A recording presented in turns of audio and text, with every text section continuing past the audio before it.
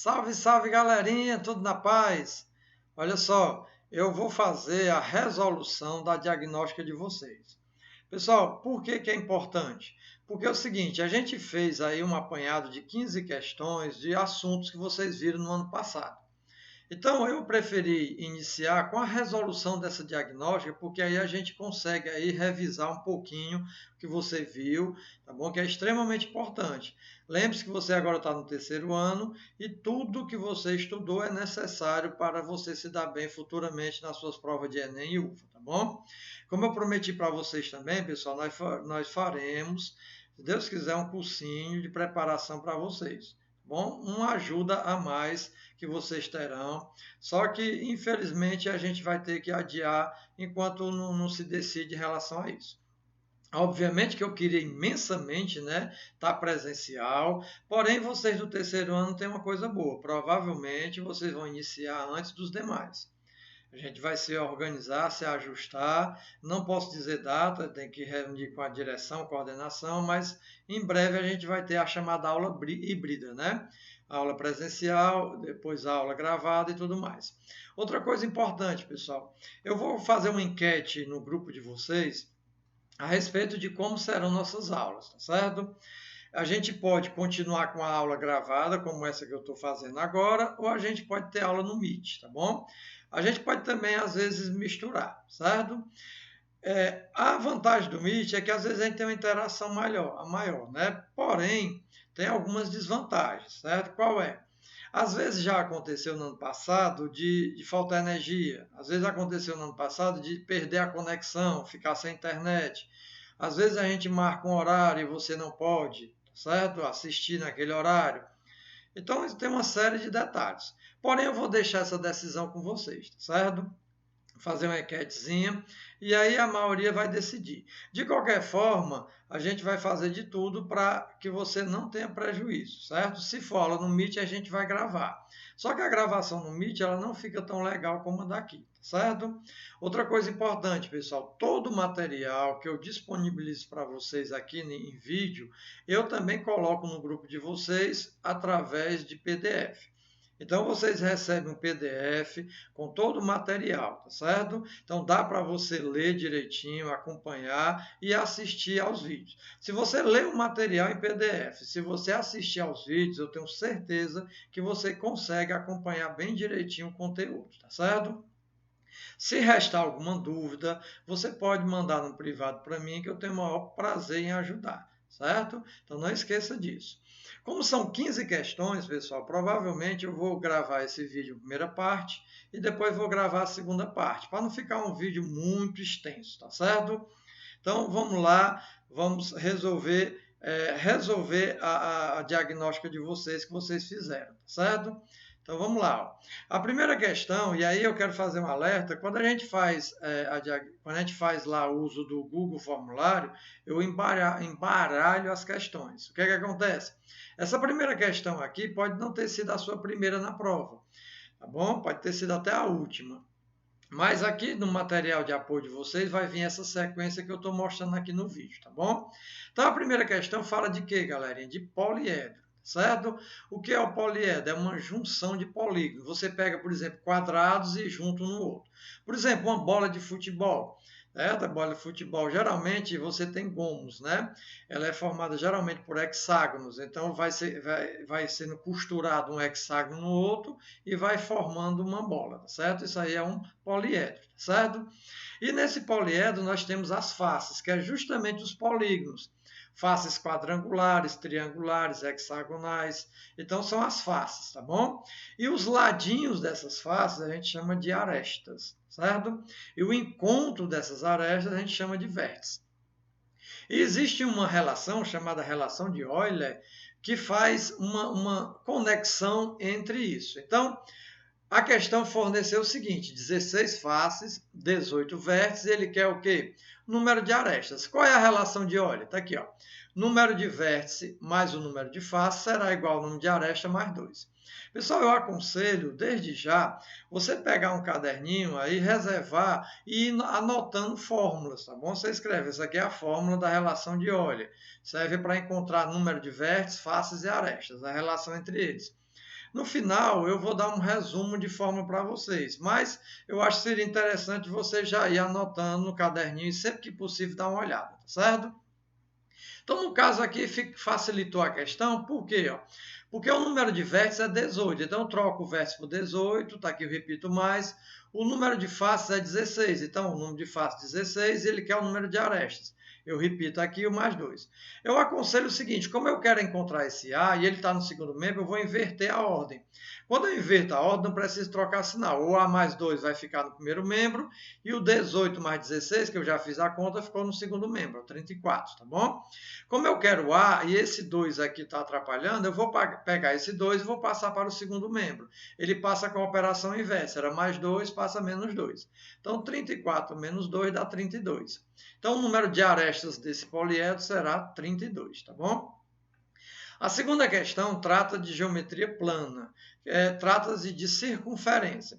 Geralmente é pedido duas coisas, ou área ou comprimento da circunferência. No caso aqui, nós temos o comprimento da circunferência. O que é que ele disse? Tem um PM aqui que deu 9 voltas ao redor de uma praça circular. Tá bom? Então ele quer saber quanto é que ele percorreu. Então, se ele deu uma volta na praça circular, então ele está fazendo o quê? Ele está percorrendo o comprimento dela, certo? O comprimento da circunferência é 2 vezes π vezes o raio, como aquilo que eu disse. Vá pegando e vá anotando as fórmulas para você se organizar. Ora, para eu encontrar o comprimento da circunferência, galera, eu preciso do raio. Mas ele não forneceu o raio, ele forneceu o diâmetro, tá vendo aqui, ó? Então, o que é o diâmetro? O diâmetro é uma corda que vai de uma extremidade à outra, tá bom? Ou seja, o diâmetro vai ser 2 vezes o raio. O diâmetro vai de uma extremidade à outra da circunferência, passando pelo centro. Então, o diâmetro é 2 vezes o raio. Então, o diâmetro é 2 vezes o raio, só que ele falou que vale 120. E aí, esse 2 que está multiplicando passou dividindo, então o raio é 60. Então, no caso, para você encontrar o raio dado o diâmetro, lembre, vai ser sempre a metade. Não precisa nem você fazer esse cálculo, dá para fazer mental. Ó. 120 é o diâmetro, então o raio é a metade. A metade de 120 é 60. Pronto, aí você encontrando o raio, você encontra o comprimento da circunferência. E essa letrinha aqui, que é o π, isso aqui é um número irracional. Número irracional é aquele número que tem vírgula, que tem reticências, ou seja, ele não tem fim. Só que o irracional, ele não tem aquele número no final que se repete, tá bom? Que a gente chama de período, não tem. Então, é um número irracional. Então, por ser infinito, a gente geralmente adota 3,14 para representar o π no caso dos cálculos. Mas fique atento, porque geralmente a UVA, o Enem, estão adotando agora o π valendo 3, e isso ajuda muito, tá bom? Então, fique atento. Se você precisar substituir o π e a questão não disser nada, vale 3,14. Porém, fique atento, porque se a questão mandar você adotar um π valendo 3, você usa. Então, no caso aqui, ele mandou adotar o π valendo 3, então a gente faz isso. Então, repete o 2, o π vale 3 e o raio é 60. Quando multiplicado dá 360. Ou seja, o comprimento dessa circunferência é 360 metros. Só que o cidadão aqui deu 9 voltas ao redor dessa praça, ou seja, nós temos que multiplicar o 360 por 9, que vai dar 3.240 metros, certo? Pessoal, a terceira questão é extremamente importante, é chamado polígonos inscritos, polígonos regulares inscritos. Quais são os 3 polígonos que é mais usado, galerinha? Triângulo equilátero, aliás, triângulo equilátero, quadrado e o hexágono. Eu fiz um resumozinho aqui para vocês que é importante. E aí, o lado você já conhece, né? Não tem problema. O raio vai ser o raio da circunferência que fica aqui, ó. Polígono inscrito fica dentro, a circunferência fica fora. Para ser inscrito, os vértices têm que estar contidos, tem que fazer interseção com a circunferência, tá bom? Então, você tem isso aqui. Então, nessa questão, fala do apótema. Então, o apótema é algo que é menos usado, menos conhecido de vocês. Então, o que é o apótema, pessoal? Você tem aqui o polígono, pega mais ou menos o centro dele, mais ou menos não, o centro, exatamente o centro dele, e faz um segmento, tá bom? O segmento que sai do centro e encontra um dos lados do polígono é chamado de apótema. Porém, para ser apótema, além de encontrar o lado, tem que ocorrer duas coisas. Primeiro, esse lado tem que ser dividido ao meio, ou seja, ó, essa parte daqui é igual a essa, e aqui tem que ser perpendicular. O que é que significa? Formará aqui um ângulo de 90 graus. Então, o apótema vai ser um segmento que sai do centro do polígono até encontrar um dos lados, tá bom? Ao encontrar esse lado, ele pega esse lado e divide em duas partes iguais e forma com ele um ângulo de 90 graus. Então, isso aqui é o apótema. Pessoal, ó, se você me perguntar, professor, qual é a fórmula do apótema de um hexágono? Qual é a relação do apótoma com o lado? Eu não sei. Eu não sei decorado, mas eu sei encontrar. Como é que eu faço? Ó, eu pego aqui e utilizo esse lado aqui, que é o apótema, né? Ó, o apótoma. Isso daqui que é a metade do lado e fecho aqui, ó. Daqui para cá vai ser o raio da circunferência. E aqui forma um triângulo retângulo. Eu aplico o teorema de Pitágoras e encontro essas fórmulas, tá bom?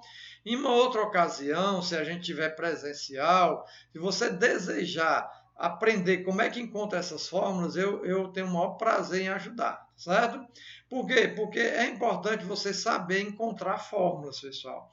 Porque para ficar decorando é ruim, eu evito o máximo decorar. Então, olha só, no caso aqui do quadrado, que a questão está falando, quais são as relações que você precisa saber? Que o apótema vai ser a metade do lado, vai ser lado sobre 2, que esse lado é raio raiz de 2 e que o apótema é raio raiz de 2 sobre 2. Essas são três relações fundamentais quando se trata da questão de quadrado inscrito, tá bom? Então você precisará saber dessas três relações. Qual delas usa? Aí vai depender da questão. O que a questão pede e o que a questão quer. No caso aqui, o que é que ela deseja, pessoal? Ela deseja o apótema, tá bom? O apótema. E o que é que ele deu na questão? O raio. Então, a relação que eu vou usar aqui é apótema e raio. Aqui nós temos apótema e lado, então nesse caso não me interessa. A relação que me interessa é essa daqui, ó, que relaciona apótema com raio, tá bom? Então, essa é a relação que eu vou usar. Então, o apótema vai ser raio, raiz de 2 sobre 2.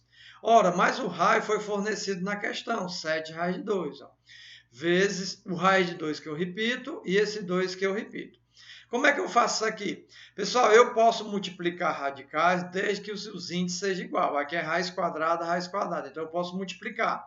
Eu repito o radical e multiplico os radicandos. Então, vai ficar como? 2 vezes 2, 4. Então, raiz de 2 vezes raiz de 2 dá raiz de 4.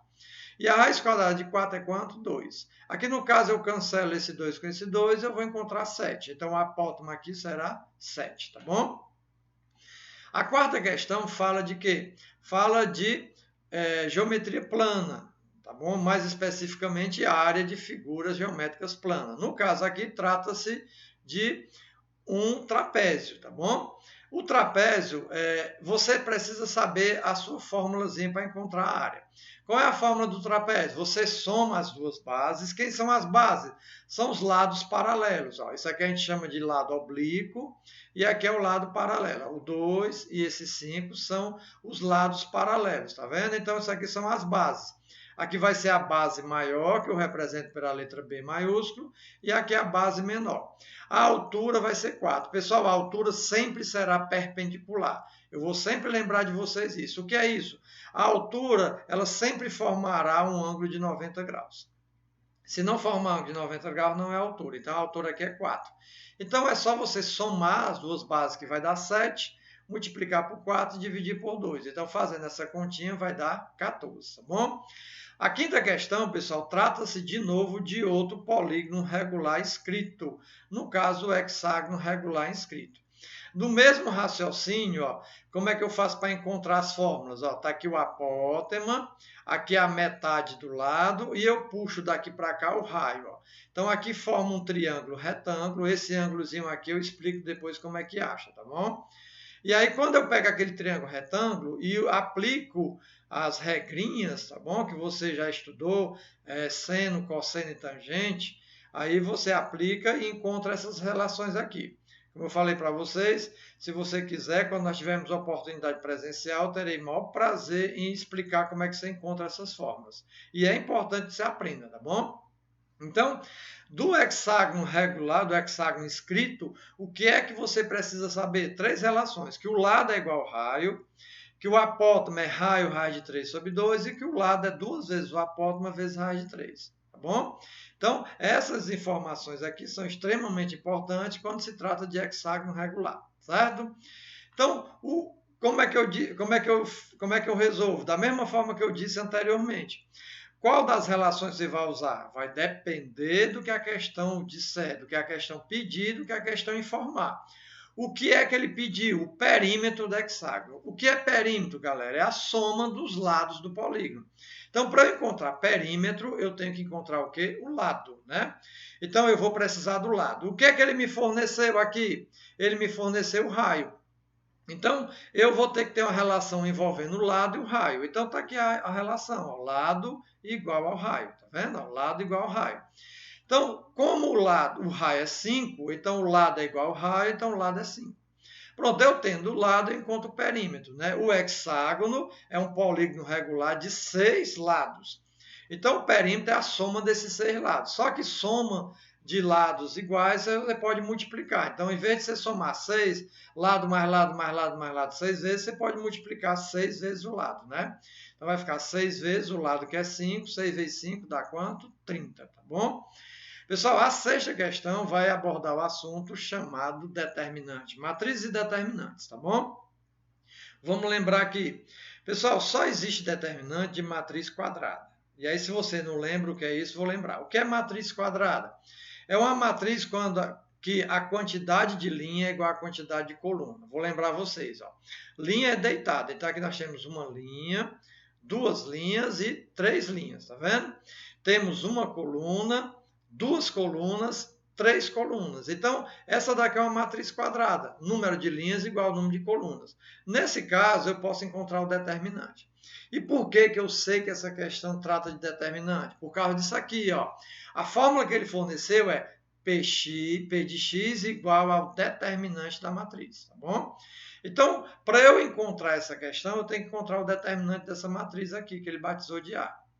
Como é que encontra o determinante? Pessoal, aí é o seguinte, ó.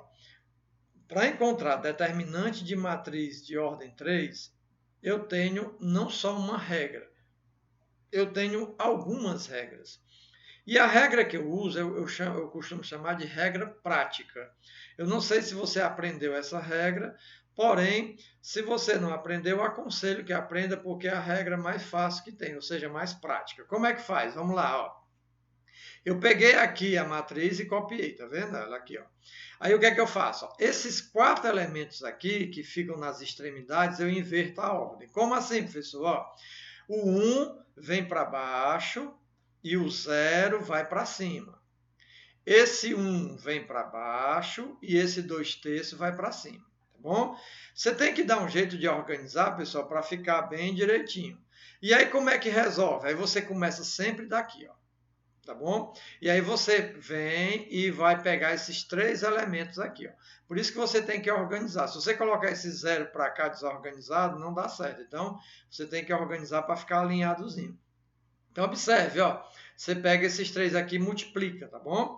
E aí, vou lembrar vocês, se você não lembra. Isso daqui a gente chama, tá bom, de diagonal principal. Quando eu vou resolver esse determinante, eu primeiro me preocupo com o sinal, tá bom? E o sinal que eu obtiver nesse sentido da diagonal principal, eu mantenho, tá bom? Só que tem uma outra dica também extremamente importante. Se você tiver 0 envolvido aqui nessa diagonal, você pula. Por exemplo, aqui tem um 0, eu pulo. Por quê? Porque vai dar 0. Então, o 0 não vai interferir no resultado. Então, pula, tá bom? Aí você desce e vem para cá. Começa daqui, desce, vem para cá. Aí pega esses 3 aqui, ó, tá vendo? Só que, de novo, pessoal, tem 0, ó. Então, se tem 0, você pula, não precisa fazer conta. Então, saí daqui, vim para cá, agora eu venho para cá. Eu pego esses 3 agora, ó. Tá bom? Agora sim, eu vou multiplicar porque não tem 0. E aí, como é que eu faço? Primeiro, eu me preocupo com o sinal.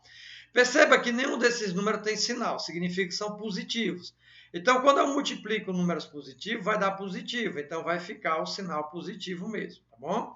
Depois eu pego e multiplico eles 3. Ó. 3 vezes 2, 6. 6 vezes 1 dá 6. Ó. 3 vezes 2 vezes 1 dá 6, tá bom? Pronto.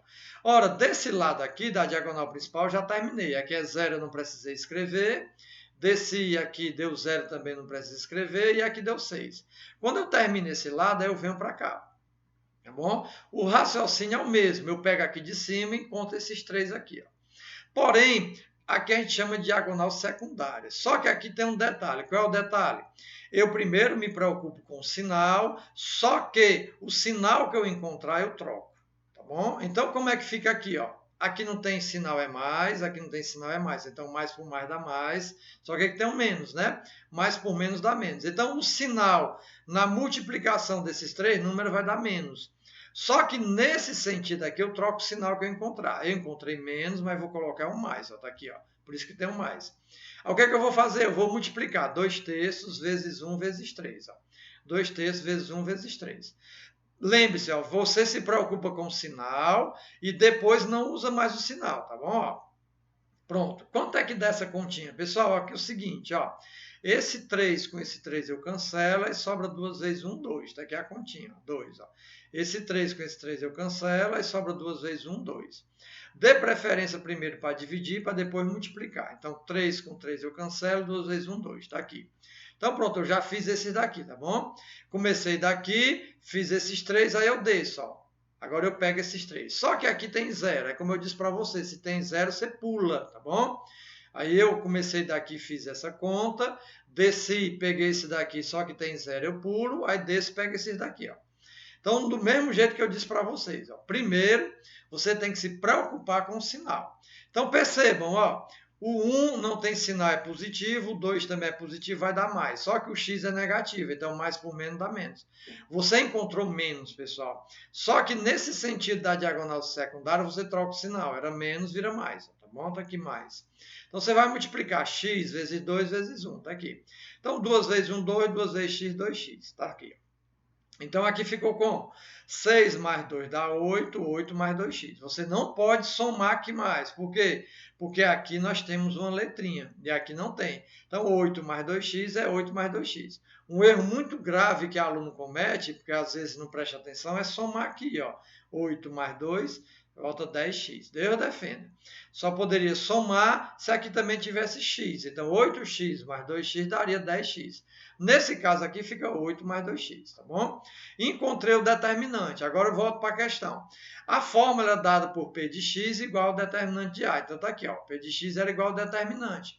Então eu repito P de x, repito o sinal de igual, e no lugar do determinante, o que é que eu faço? Ó, eu troco pelo resultado que eu encontrei. Pronto, mas quem é esse x, pessoal? É importante saber, ó, para esse grupo, em função da idade x da criança. Então, o x representa o quê? A idade. Então, esse x aqui representa a idade. Ele disse na questão que a idade da criança é 5 anos, ou seja, esse x vai valer 5. Tá bom? O P de x representa o peso. Então, no lugar do x, eu troco por 5.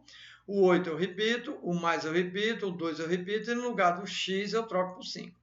Aqui eu tenho o quê? Uma soma e uma multiplicação. Pela hierarquia matemática, primeiro você multiplica para depois somar. Se você somar 8 mais 2, 10 para depois multiplicar, você vai cometer um erro grave, tá bom? Então lembre-se, a matemática ela existe uma hierarquia. Então se você tem uma soma e uma multiplicação, primeiro você multiplica para depois somar.